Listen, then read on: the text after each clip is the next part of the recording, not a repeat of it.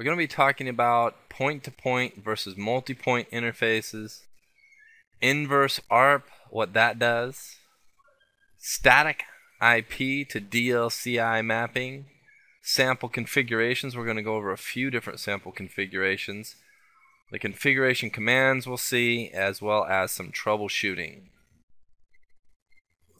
First thing I want to talk about here is the point-to-point versus multi-point interfaces. Now with frame relay, we have the opportunity to have one physical interface, one line, connect to multiple other devices. So router 1 could connect directly to router 2 and router 3 simultaneously through this one line here. That would be considered a multi-point interface. This router, if we look at this scenario, we might have router A, router B, and there's only one router connected to one other router. That would be considered a point-to-point interface. And it's important to understand the differences here, mainly because of IP addressing as well as the way it's going to handle broadcast packets. But with the addressing in an environment like this where we have multi-point interfaces on each of the routers, it's a full mesh environment we're looking at right here. Every interface on each router that's a part of this frame relay setup would share one subnet. If we had a setup over here with router A and maybe another router, router C, so router A had a connection over to router C as well as router B, but there was no connection between router B and router C, we would have two point-to-point sub-interfaces. We'll take a look at what the sub-interface does for us in a moment when we look at configuring. But one connection between A and B is one virtual circuit. The other connection between A and C would be another virtual circuit. So this would be two different subnets. And what we would do is we would create sub-interfaces, one for each subnet. We'll go in and take a look at what I mean by creating those sub-interfaces in a moment. For now, let's go in and take a look at what inverse ARP will do for us. Inverse ARP allows us to map our DLCIs to next hop IP addresses. It's a dynamic mapping. Just like if I had that phone in my office. This is a phone I'm drawing here in case you're wondering. So here's the phone. I've got 1, 2, 3 lines on the phone. Line 1, line 2, and line 3. And I need to know who's at the other end of those particular lines. That way, if I want to talk to, let's say, Bob, I know which line to pick up. So how that would work is I would pick up the line and send an inverse ARP out of my phone, and that would end up on Bob's phone over here. And if he heard me say, "Hi, this is Jason," and the information came in on line 1, he would go, "Okay, if I want to talk to Jason, I'll pick up line 1." And he would send his inverse ARP back to me and said, "Hey, this is Bob," and that information might come in on line 2 on mine. And so I go, "Okay, if I want to talk to Bob, I'm going to pick up line 2. Same thing with the inverse ARPs. What happens is our router sends this inverse ARP message out automatically. This is a default configuration, sends an inverse ARP out. And what will happen is DLCI 10 is the local DLCI over here for router. We'll call this router B. And what will happen is basically I'm saying, "Hey, I am router 172.16.1.1. How are you?" And it'll go, "Okay, 172.16.1.1, that's on DLCI 10. And if we had multiple other routers, that's where it could come in real handy, so we knew what virtual circuit would get us to what router. So he might have another virtual circuit, let's say VC30, gets him over here to router C. This is router A. And there might be an IP address here of 172.16.2.1. And this guy sends his inverse ARP out, and he goes, "Oh, okay. I have another IP address, 172.16.2.1, and that's DLCI of 30. So if I have a packet destination subnet 172.16.10.0, and I need to send it to the next hop router of 172.16.2.1, I'm going to send it out a virtual circuit with a DLCI of 30. He wouldn't know that information without inverse ARP. We can statically map it if we want to, and we'll take a look at doing that. But again, inverse ARP allows us to map an IP address to a DLCI. Again, B would send his inverse ARP out to router A, and you go, oh, 172.16.1.2. If I want to send information to that next hop, I'll use DLCI, and that's 20. So that's what inverse ARP will do for us. And then take a look at the sample configs. There's one other thing we need to go over and you need to know.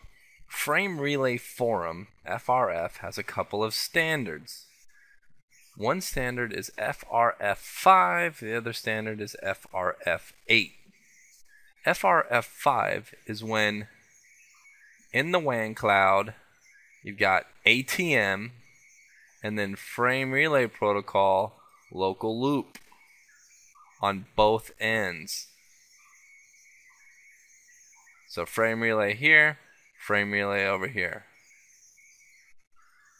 FRF8 is when one side is frame relay local loop between the DTE and the DCE, and all of the rest of it is ATM. So just a couple of different standards, FRF5, FRF8.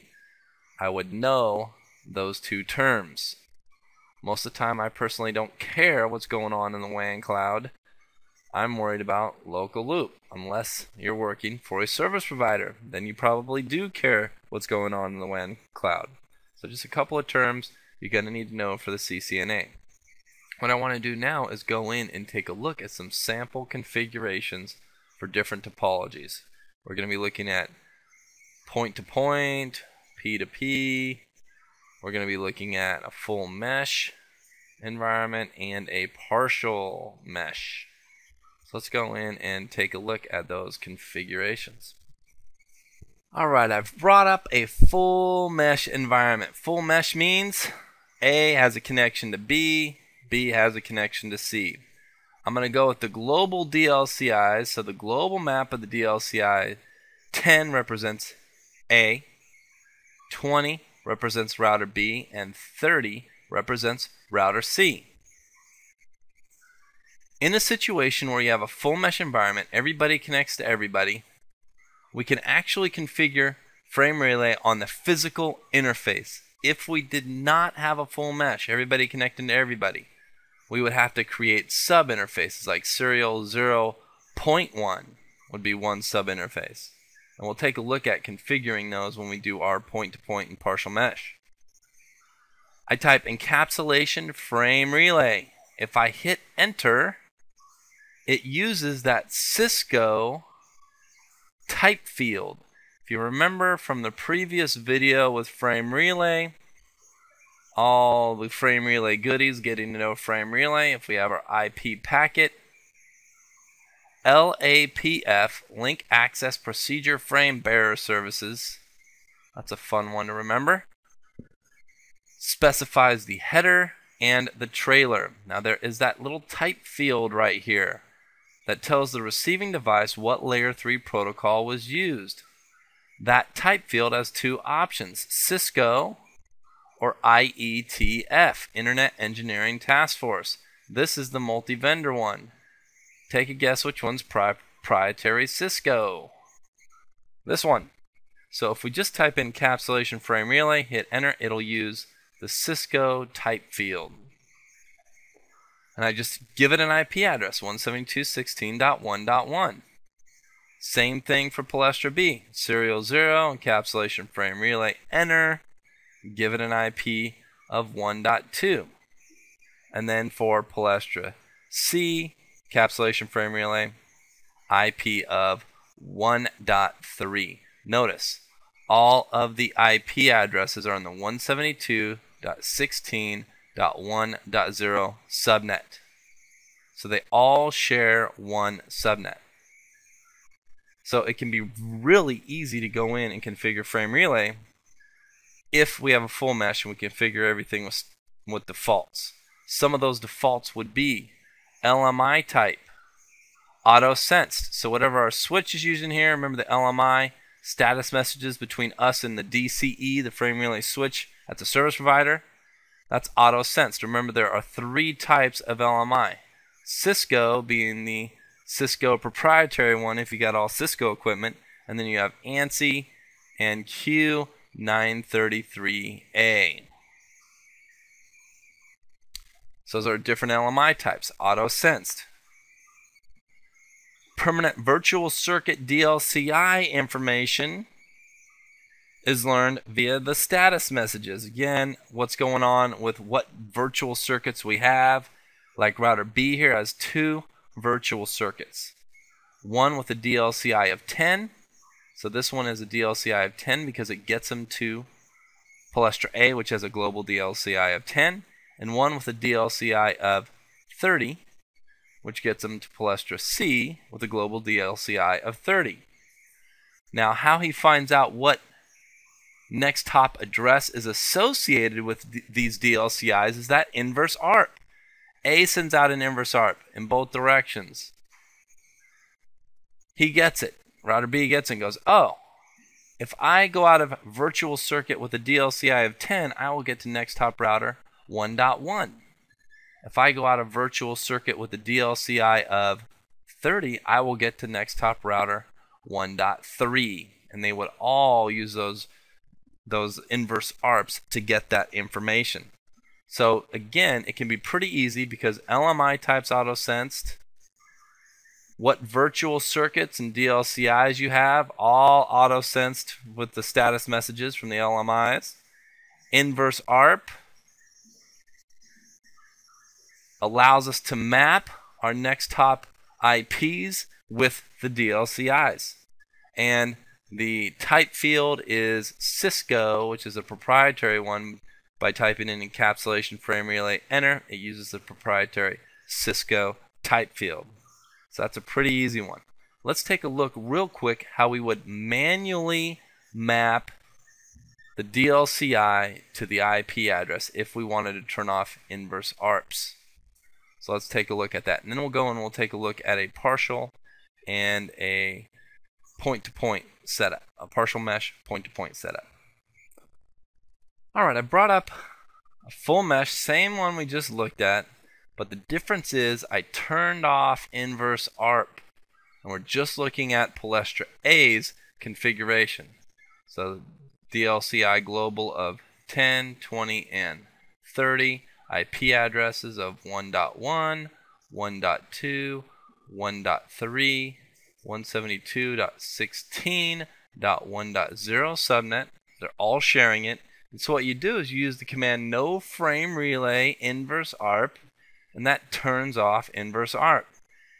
Since inverse ARP is off, we have to map DLCI to the IP address, and this is the command frame relay space map space the protocol IP 172.16.1.2 is the next hop address, which would be router B, and DLCI of 20. So this DLCI is going to be 20 right here, representing this virtual circuit. And if router A sends something out of the virtual circuit with a DLCI of 20, he'll end up at the IP address 1.2 for the next hop. Broadcast allows the router to simulate the broadcast messages. So any message that's a broadcast that would normally go out of the serial 0 interface would be turned into unicast messages and sent out each virtual circuit. So again, I would know this command, frame relay, map, IP, next hop address, DLCI, and then broadcast allows the simulation of the broadcast message. This is next hop. This is the protocol, pretty much going to be IP most of the time. And then frame relay map. This says frame relay, this says map. So I would definitely know the components of this command. Now let's go in and take a look at a point-to-point environment and how we would configure that.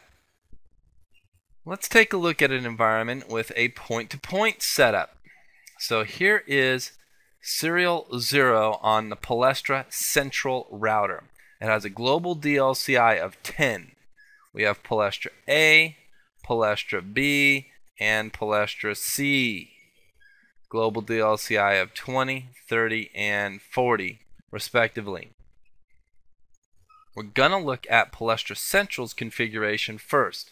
So since we're going to need to create sub-interfaces, on serial 0 we get rid of the IP address. We go no IP address, encapsulation frame relay, and remember we don't see it, but it's specifying Cisco as the type field there.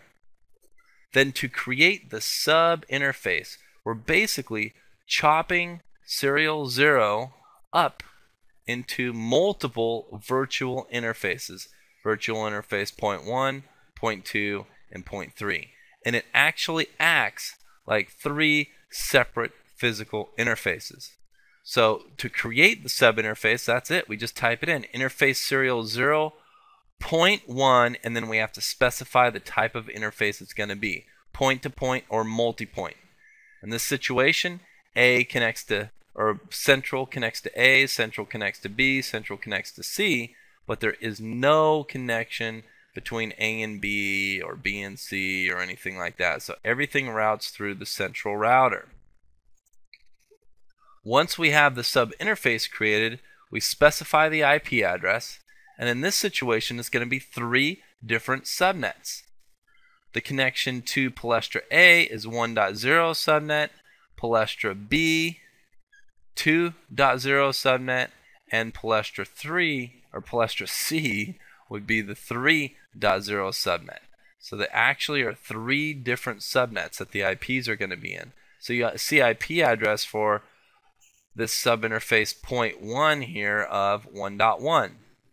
The next step is mapping the virtual circuit to the sub-interface. So each sub-interface hosts its own virtual circuit, and that's frame relay interface DLCI 20. So DLCI of 20, which means ending up at the router with a global DLCI of 20, is Palestra A. So it's saying, hey, that sub-interface that will host that virtual circuit is .1. Then you go to serial 0.2, create an additional sub-interface, point-to-point. IP address 2.1 this time for, again, this is the 0.2 sub-interface, and mapping DLCI of 30 to it. So again, you're saying, hey, this virtual circuit will host DLCI 30. And interface serial 0.3 point-to-point, 3.1 IP for the appropriate subnet, and then map DLCI 40 to it. So Palestra Central will see 3 DLCIs, 20, 30, and 40. And the next hop router would be A, B, and C. Palestra A, Palestra B, Palestra C.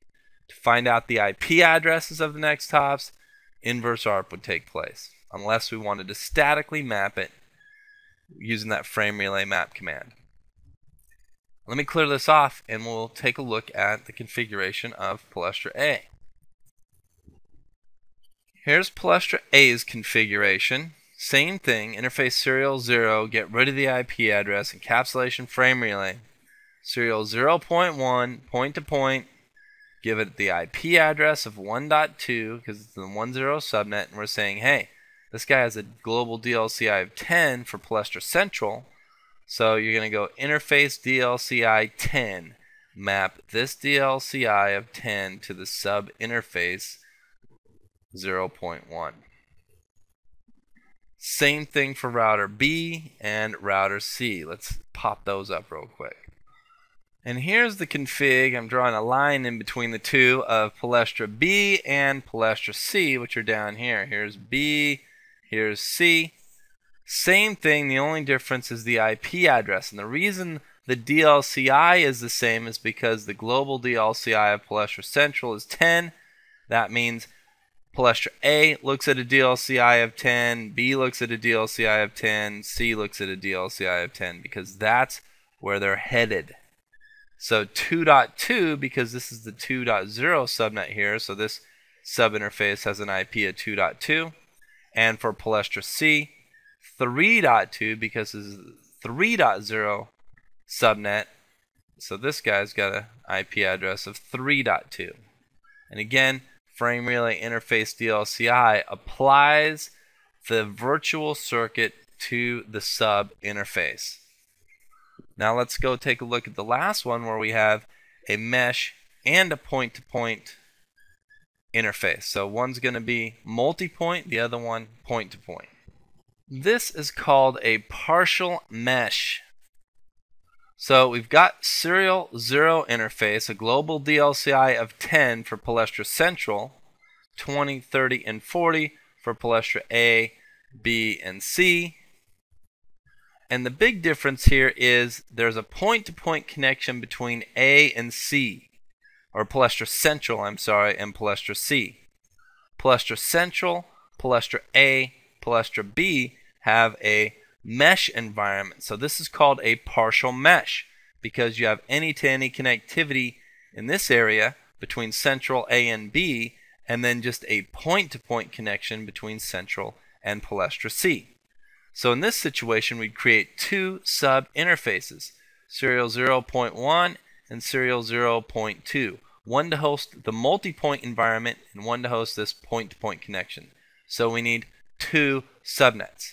Same thing as before, interface serial 0, encapsulation frame relay, enter, no IP, and then you go serial 0.1 and you specify multi-point. You're basically telling the router that more than one virtual circuit will be mapped to this interface. Give it an IP. This whole thing right here is the 1.0 subnet. So this IP is 1.1 for this sub interface. And you're mapping DLCI 20 and DLCI 30 to it. And again, inverse ARP would tell us that IP address of, let's say this is 1.2 and 1.3 for the appropriate sub-interfaces. Inverse ARP would map that information for us. Then you go to the point-to-point interface, serial 0.2, and that's this one over here, 0.2, and give it an appropriate IP address. This is subnet 2.0. And so this IP is 2.1, this IP 2.2. And then you map the DLCI of 40 to it. So 20 and 30 get mapped to serial 0.1. 40 gets mapped to serial 0.2. Let's take a look at the configuration of router A as well as router C and look at the differences. So I brought up the configuration of A and C. I did not bring up the configuration of B because it's pretty much the same as A with a different IP address. So A, right here, this interface, we're going to create a sub-interface of serial 0.1, and it's multi-point because two DLCIs and virtual circuits will be mapped to that sub-interface. Virtual circuit with a DLCI of 10, which goes to Palestra Central, and virtual circuit with a DLCI of 30, which goes to Palestra B. So we look at that. Interface serial 0, encapsulation frame relay, no IP, 0.1, multi-point, appropriate IP for the subnet, and then frame relay interface DLCI 10 and interface DLCI 30. So we map those two DLCIs to the interface, and again, inverse ARP would allow us to find out that interface DLCI with 10 takes us to 1.1. Interface DLCI 30 takes us to 1.3. Palestra C, that's the point-to-point environment. Encapsulation frame relay, no IP, 0.1, point-to-point. So only one DLCI is going to get mapped to it, and the IP address is 2.2 because it's in the 2.0 subnet. So those are different environments and basic configurations you're going to see for frame relay. What I want to do next is I'm going to go in and configure frame relay on my simulator, and then we're going to take a look at some show commands and some troubleshooting. I've gone in and I've configured my simulator to look like this. Palestra 1, Palestra 2, Palestra 3 have frame relay connections within one another. Now, what I've done is I've gone in and configured in a back-to-back environment, so I've kind of statically mapped all the DLCIs to each other. There are some show commands like show run. I love show run because it shows me what I've gone in and configured. Interface serial 0.1 multi-point, given it an IP address, and I mapped the next top IP to a DLCI, and I've also associated the DLCIs with the sub interface. So I've gone in and configured that. And I can ping right now, but there are some show commands that we should be aware of. The first one, let's say if I tried pinging 172.16.1.2, which is Palestra 2, and it didn't work, I might want to check out the status of my permanent virtual circuit. So show frame relay PVC. And I can go in and see the status of my virtual circuits. Shows me right here, DLCI 102, usage local, PVC status active. That is good. Inactive would be bad, or deleted would be bad. So active is what we want. If it's not active, I need to go check out my configuration, things like that, see what might be the problem. DLCI 103, status active. Shows me the sub interface, everything like that. It's a very good command. There's also another command that we can use to make sure we have the right IP to DLCI mappings. Show frame relay map. And I can go in and again on the simulator it gets a little bit funky. There's some extra stuff in here. But bottom line is I can go in here and I can see 172.16.1.2 is mapped to DLCI 102. And it shows me that it's done statically, meaning I'm not using inverse ARP to do it. I've statically mapped the DLCIs to the IP address. In the simulator it works better that way. And I can see here 172.16.1.3 is mapped to DLCI 103. This is the IP address of Palestra 3, and I take DLCI 103, which is the virtual circuit with a DLCI of 103, to get there. And again, also shows me the status of the DLCI. So very helpful. Another one that I can do is I can debug information if I want to see what's going on. Debug frame relay. Hopefully the simulator will let me do it. Relay LMI. Doesn't let me do it. So write this command down. Debug frame relay LMI, and what that will do is it'll allow me to see those LMI status messages going back and forth between my router and the frame relay service provider switch. So there's some helpful commands. Never forget show run. And on top of the show run, you've got the show frame relay PVC and the show frame relay map command, as well as the debug frame relay LMI. So very helpful commands when we're troubleshooting why we are unable to ping. Now let's go back and do a recap of the commands and a quick recap of what we've gone over. Here's the list of the commands, and you should definitely be familiar with these commands. Encapsulation frame relay. If we don't specify anything, Cisco is the type field that's going to be put in there. IETF for multi-vendor. Frame relay LMI type. If we have to specify it, ANSI, Q933A, or Cisco. This is auto-sensed, so we don't necessarily have to specify it. No frame relay inverse ARP. That turns off inverse ARP.